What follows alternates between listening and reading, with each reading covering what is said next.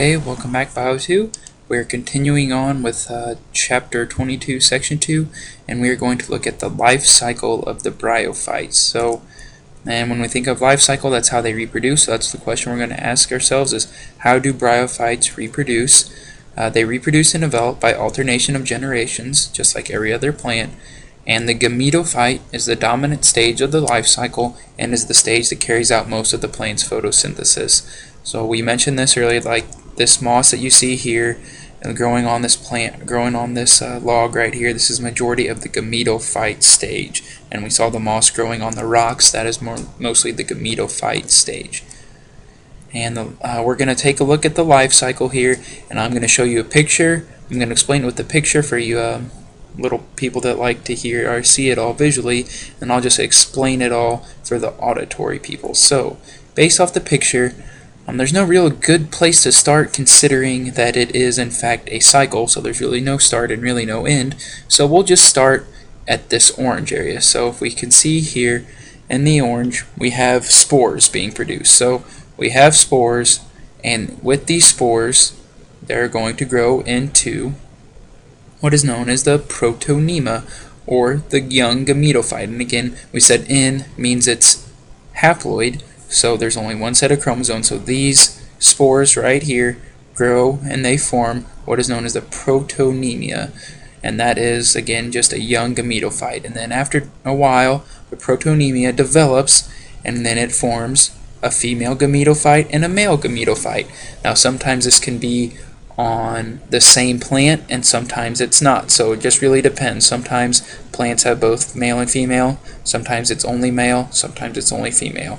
And on the tips of the male we have what are called the antheridia, and then on the female we have the archegonia. So male is the antheridia, female is the archegonia, and inside of this antheridia are sperm, and inside of the archegonia are eggs. So they get released, and then they come into contact here, or the sperm gets released, not the eggs, and the sperm comes and it makes its way inside the top of the archegonia right here, and it works its way down, and then the sperm comes into contact with the egg and fertilization occurs.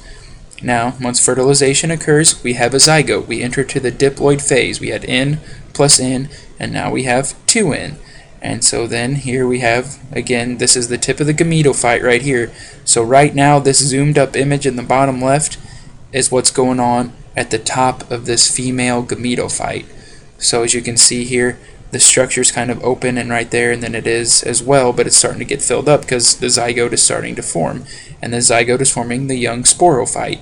And then we get to the point to where we had what remember our picture of our moss looked like. And again, this is actually just the moss life cycle, but it kind of illustrates all of bryophytes. And the gametophyte is at the bottom. See, it's the same here, but now we have a mature sporophyte at the top.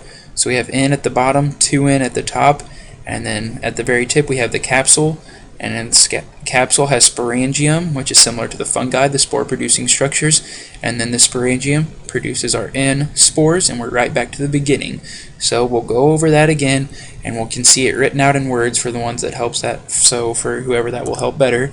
So when a spore lands in a moist place, it germinates and grows into a mass of entangled green filaments called the protonema. So there it is in the top right. And as the protonema grows, rhizoids grow into the ground and shoots grow into the air. So there's our shoots right here, and those are our rhizoids down at the bottom. They're like our roots, but they're not quite because there's no vascular tissue. And these shoots grow into green moss plants, which are the gametophyte stage of its life cycle. So we've covered that. And so these gametes form in structures at the tips of the gametophytes. So we pointed this out too. The sperm are produced in the antheridia, the male reproductive structure, and eggs are produced in the archegonia, the female reproductive structure.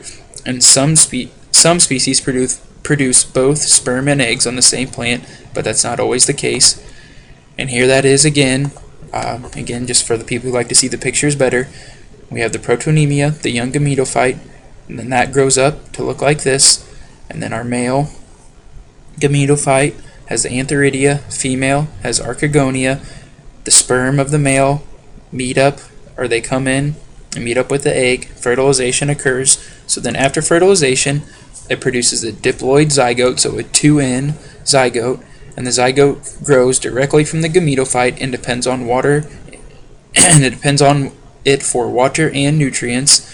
So the mature sporophyte is a long stalk ending in a capsule. Inside the capsule, haploid spores are produced by meiosis, and when the capsule ripens, it opens and spores are scattered.